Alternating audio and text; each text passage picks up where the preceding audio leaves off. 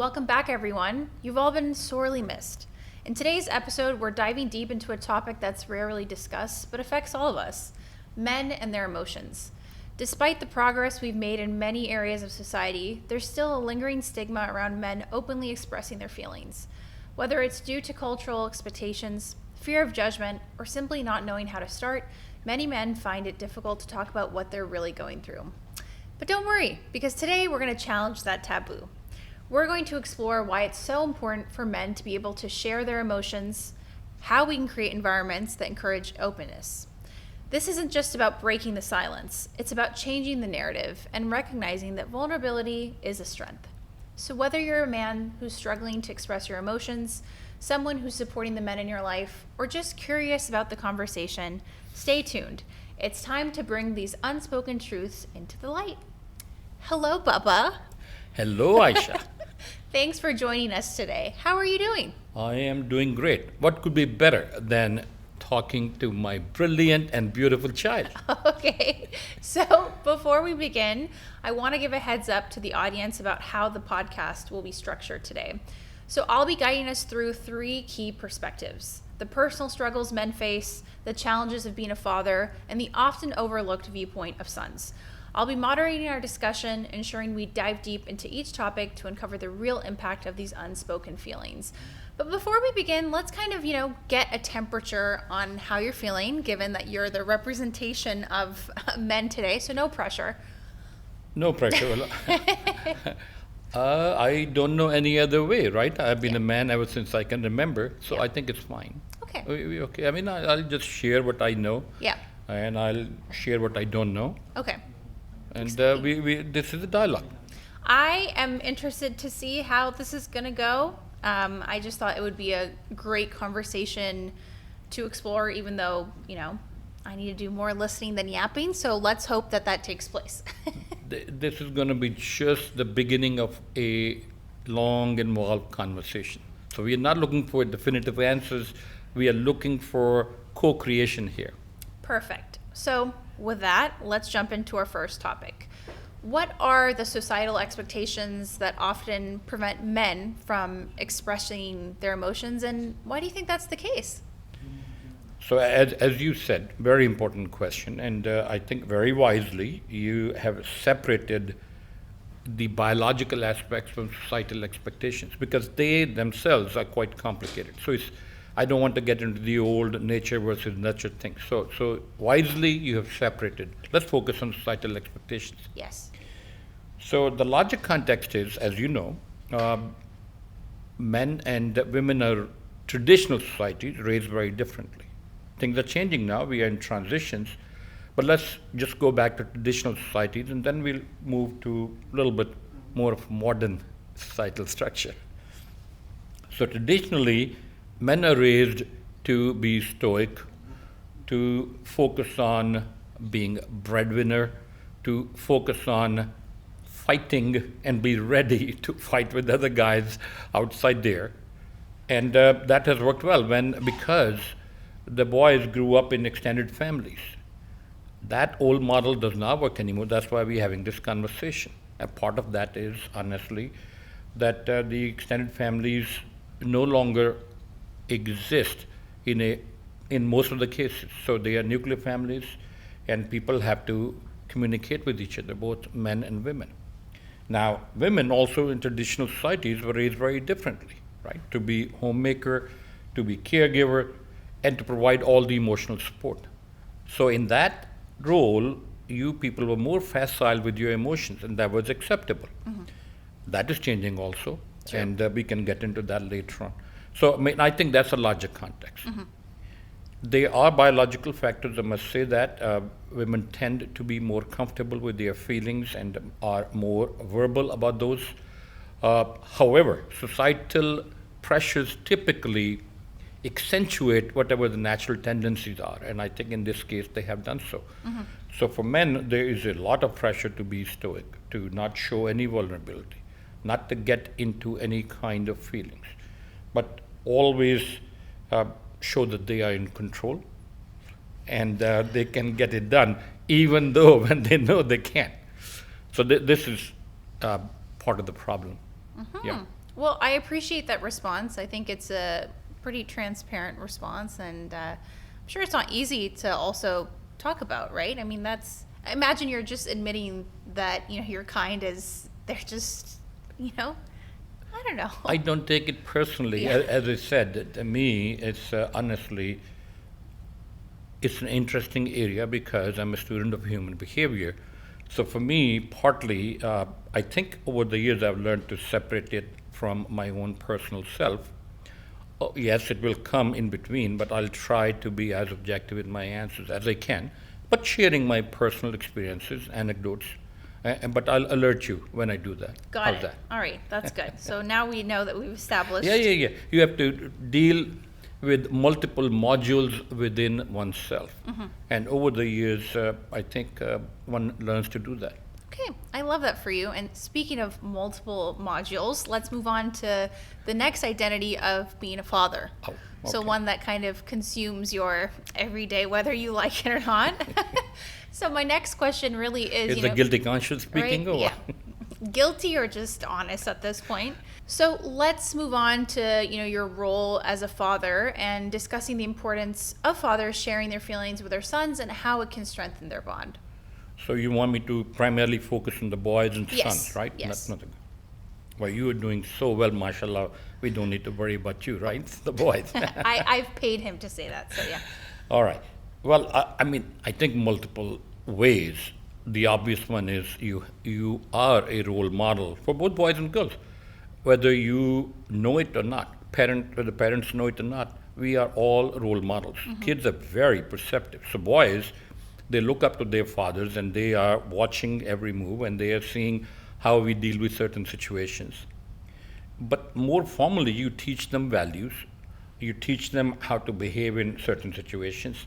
You bond with your sons differently from how you would bond with your daughters or how the mothers and daughters will bond. For example, for a father and a son, it is as exciting to watch a ball game or go to a sports game as it is for a mother and daughter to go to a shopping mall. At least that's been my observation. So it's quite exciting. So you are bonding by getting involved in activities where you are sharing your common passion. And you are teaching them, of course, discipline, certain boundaries, do's and don'ts, the values. So all of that combined goes on without any conscious thought into it.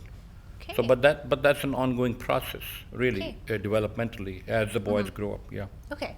So since you have a son, I do. my alhamdulillah. brother, we Yeah. will give him a shout out later. Excellent human being. Yes. How did you feel, when you had him and then you find out you're having a son, and maybe a little bit on that, if you'd care to elaborate? Sure. Well, I mean, obviously, it was a very exciting moment. I mean, having a son, I was beside myself and repeated the same when we had you. And this is really, being a parent is just a very unique experience. Looking back also, now that I'm thinking about it, there's nothing which actually compares. It's almost a miraculous and magical moment. Wow. It truly is. Yeah. Okay, well, given that we've always known that you're very gracious, but you've very nicely prompted me to the next prompt, I really wanted to talk about the struggle sometimes of balancing our career and family life that fathers often feel, and how it's actually, a very silent struggle. So how do you think fathers are forced to navigate that, and the challenge of being emotionally present while, pursuing demanding expectations of their career? And if you feel comfortable, talking about the sacrifices that you made and how you feel like that impacts your relationships with children, and other examples that you may have seen. Sure. So you put it very nicely, but the way I hear you is what you're saying is, growing up, you saw me being very busy with my career, and you want to know a little bit more how the struggle was like. And even though at that time I could not, unfortunately, looking back, keep a healthy balance, how can one do that? particularly actually for the future generations. How can I, in some ways, leave a message for them how to do it? Did I Yes. understand that correctly? I mean, not the part, first of all, I just want to disclaim, I don't feel like I felt that way because I was able to understand, and more so now as an adult, that, life does come in the way. So I don't feel any All right, ill all right. feelings Well, I towards- appreciate your I generosity. do I wanna clarify that. appreciate your magnanimosity. Okay, that's fine. It's good. Obviously, traditional role of a man as a breadwinner and career person has been such that your primary focus really is on your career, and then comes family. And I think to me, as an individual, the best thing that is happening in society is that is changing. That now we are creating more balance, people recognizing that the family is as important to men as it is to women. And now, of course, there are career women and the career men. So there should not be any kind of difference in that way in terms of approach. However, in our times, the focus was single-mindedly on the career at times, to the point of ignoring the immediate day-to-day needs of the family. But what I did at that time, and what many of the very busy professionals did, was you structured your time, whether it was in the evening or on the weekend, to have activities with the family and make them as joyous as possible. I think we can do better now. I think young people do much, much better now than we used to. You can structure times on a daily basis. It's easier that way. You can get the kids involved in terms of teaching them about the nature of your work, get them interested. So it also arouses their curiosity.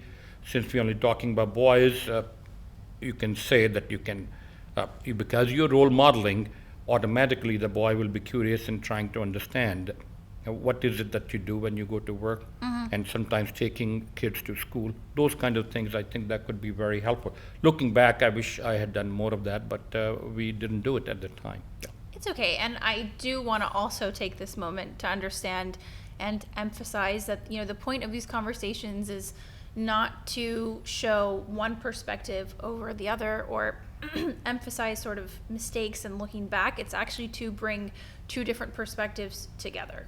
It's never too late to sort of start something new. And I think that these conversations aren't meant to be, with friction or an argument. It's meant to be a healthy dialogue that can create better long-term habits for generations to come. So I do want to emphasize that for both parent and child that are watching. Okay, so something I do want to go a little back to is really discussing how to model healthy emotional behavior that can shape a young man's approach to his own feelings and relationships. And, as we know, and as, many people that are watching, the relationship with self is as important as external relationships. And sometimes that's not something that's often spoken about. So what do you think is a word of advice you could give to a father to give advice to his young son about, nurturing these feelings, not only with himself, but with those external relationships?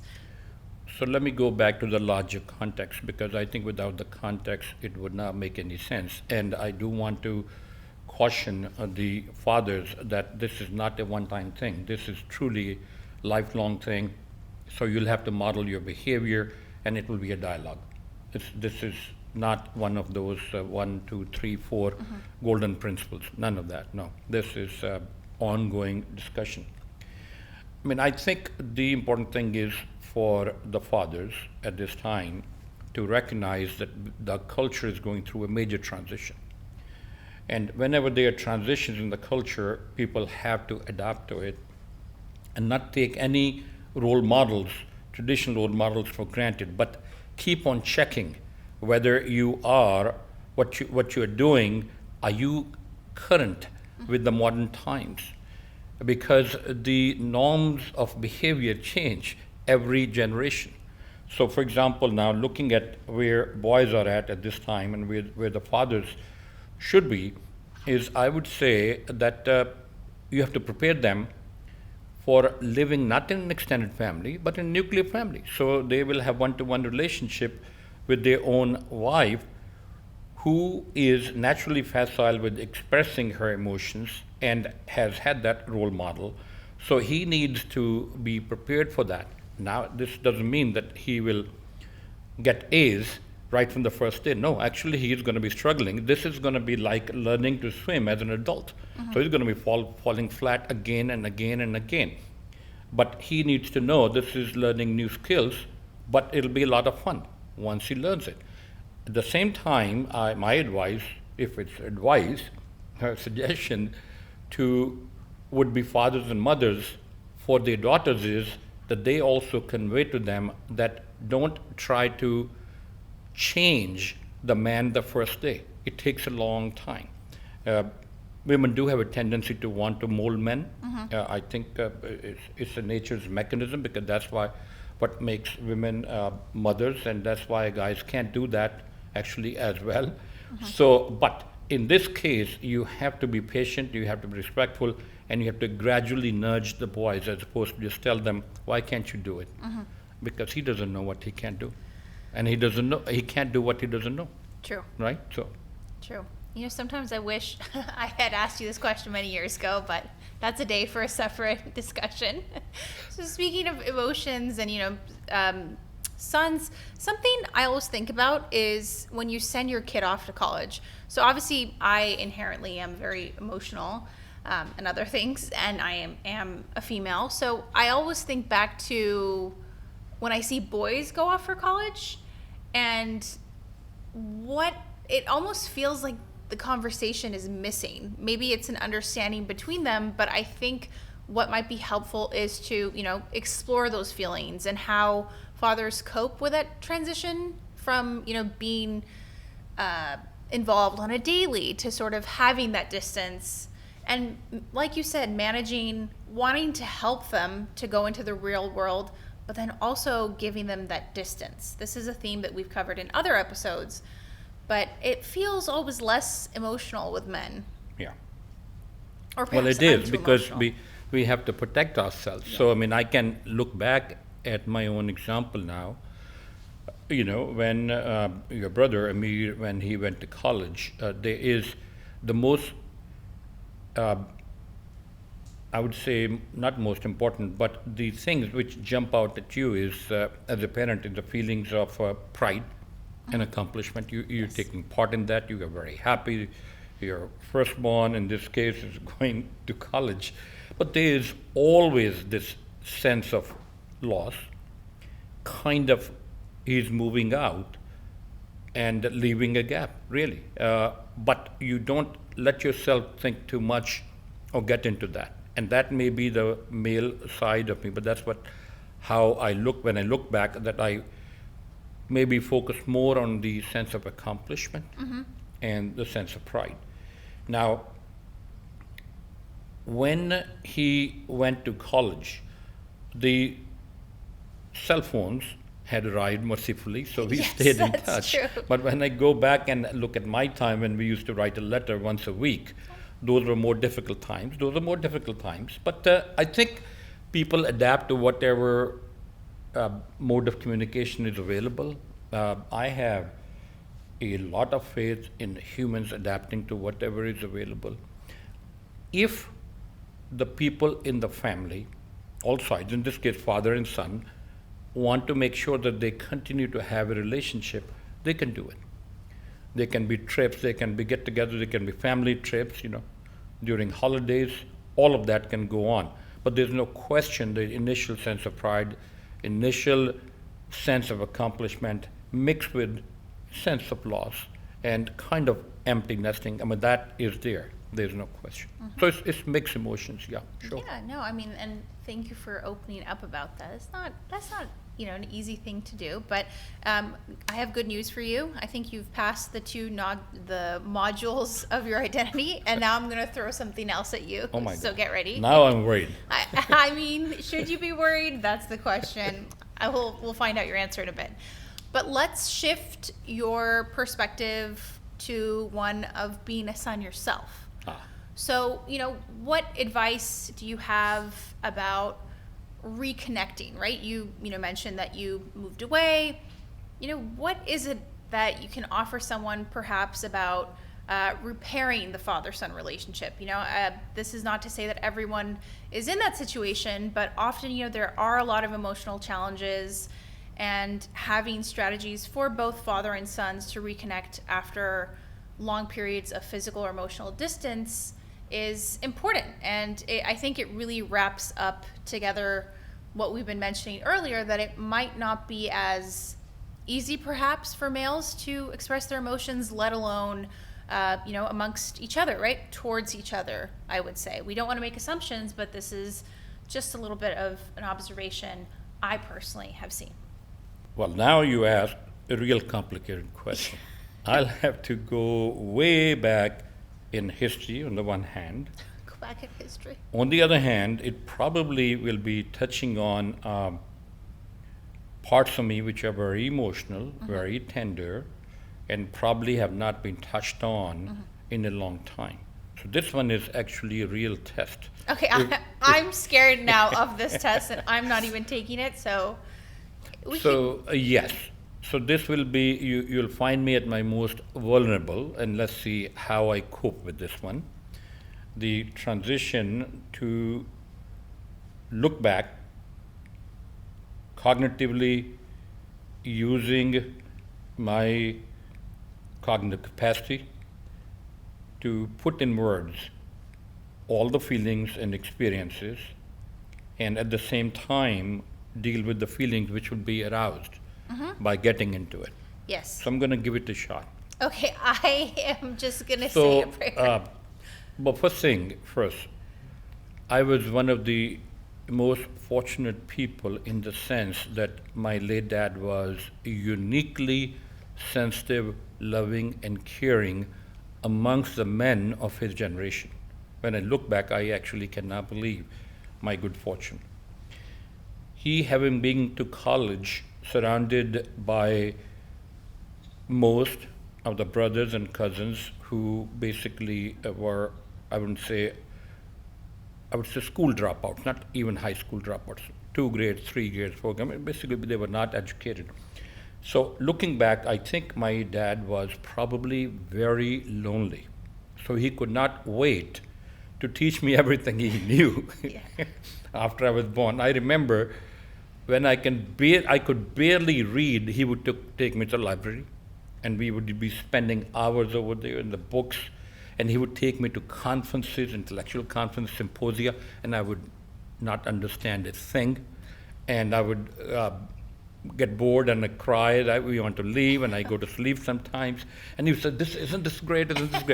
So he probably was that lonely, and I was the only one who somehow or other he could have a dialogue, even if it was in many ways his imagination, that I could understand him very clearly.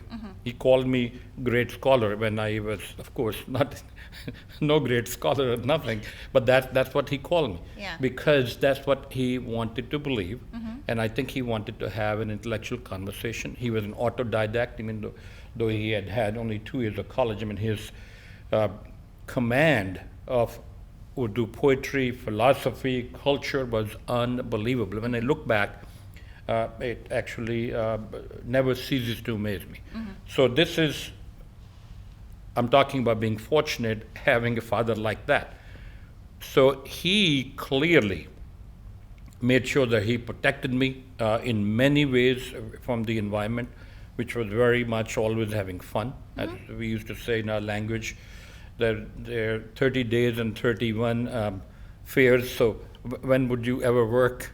That kind of thing. But somehow he really inculcated in me the sense of discipline and focus, so I could play all the games and everything with my cousins, and yet somehow focus the drop of a hat and then do quite well in my academics.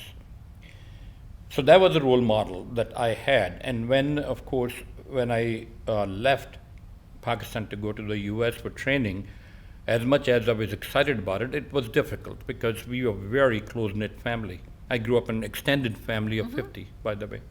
So hard to believe, but that's how it was. The advantage was that you actually got to know how to get along with all kinds of people. with all kinds of personalities. And maybe that's what inspired me to become a psychiatrist. You were curious in understanding human behavior because they were all kinds of behaviors. Those which were right in the middle of normative behavior and those which were 3 standard deviations to the side, which nobody could understand. But there they were.